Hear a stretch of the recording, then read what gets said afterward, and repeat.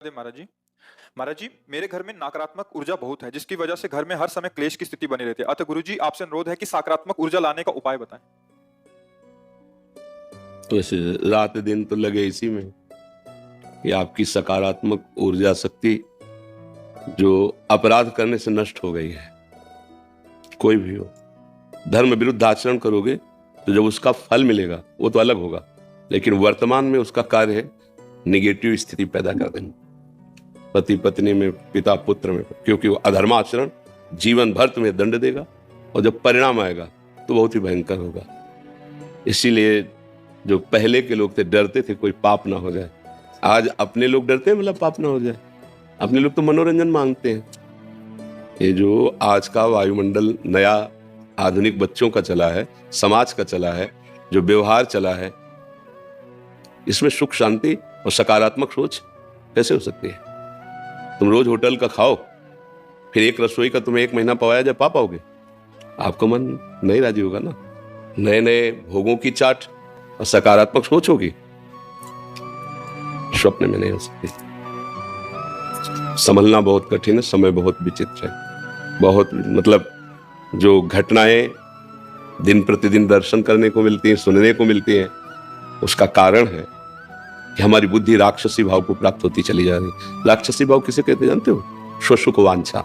मैं सामने वाले से सुख ले लूं, सुखी हो जाऊं। वो छोटी बात से लेकर के बड़ी बात तक वो सब उसी में आ जाती है। जब तक ये भाव रहेगा तब तक सबसे बड़ा दंड मिलता है मन को, क्योंकि पहले मन ही संकल्प करता है ना। बहुत लोग विक्षिप्त और डिप्रेशन में पहुंच रहे हैं। क्यों पहुंच रहे हैं? क्योंकि मन को छूट दे दी ना। जो मन आवे सो सोचो, जो मन आवे सो करो, अब आगो वही मन। हमने देखा है वो डिप्रेशन के अधिक से दवा अधिक। अब हम भी अंदर से क्या यार, क्या इसको किया जा सकता है, कैसे संभाला? क्यों? बन गया पाप। अब वो मन में ही सवार होकर रात दिन तुम्हें रौंद रहा है। बाहर से डंडा थोड़ी चलता है, कर्मों का डंडा तो पहले अंदर चलता है। अब आचरणों की पवित्रता नहीं तो सकारात्मक सोच कहां से आवे? आस्तिकता की नींव ही हिल गई तो सकारात्मक सोच किसमें बने? आप देखो, इसमें देखा है छाती के अंदर अगर इतनी भी त्रुटि है ना शास्त्र विरुद्ध, तो भय और घबराहट पैदा हो गई। लाख समझा रहे हैं उसको कि नहीं इतना तो चलेगा, नो नहीं, क्योंकि मान लो पवित्र मन है ना, वो इतनी भी बात में भय और घबराहट पैदा कर। तब लगता है ये लोग कैसे जीते हैं, जो पूरी खुली छूट है मन को, और ये मुस्कुराते हैं। कैसे मुस्कुरा सकते हो? आंख में इतना जरा सा तिनका गिरे तो कष्ट देता है ना, और वही तिनका पीठ में गिरे तो कष्ट नहीं देता। तो ऐसी जो पापाचरण रथ हैं उनकी बुद्धि पीठ जैसी हो जाती है, और धर्म से चलने लगो तो आंख जैसी। जरा सा अपराध तो ऐसा लगेगा मौसम कौन कुटिल खलकामी, जिन मुख तन दियो ताको न भजन कियो ऐसो नो नारामी।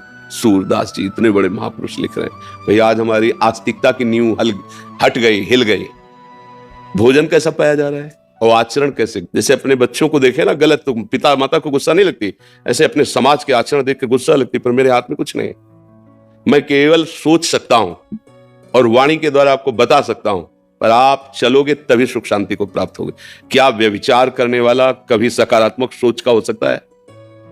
जितने बड़े बड़े नृशंस हत्याएं सुन रहे हो, वो केवल सुसुख वांछा का भूत चढ़ा हुआ है, और ऐसे ऐसी हत्याएं, ऐसे ऐसे पापाचरण करते हैं।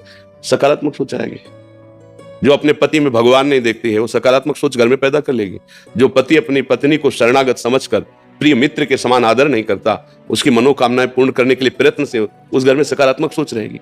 जो पुत्र अपने माता पिता को भगवत स्वरूप नहीं समझता, वहां सकारात्मक सोच होगी।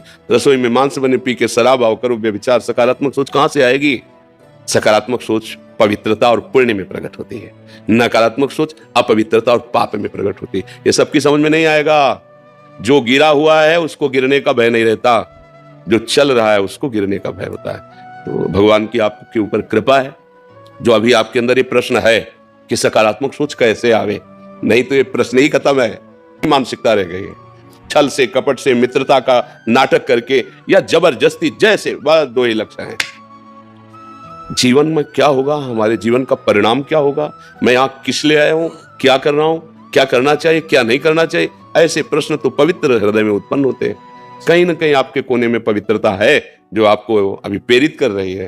तो एक काम शुरू कर दो, नाम जप करना। जिस जगह में नाम उच्चारण किया जाता है, जय जय श्री राधे, जय जय श्री राधे, वो वायुमंडल पवित्र होने लगता है।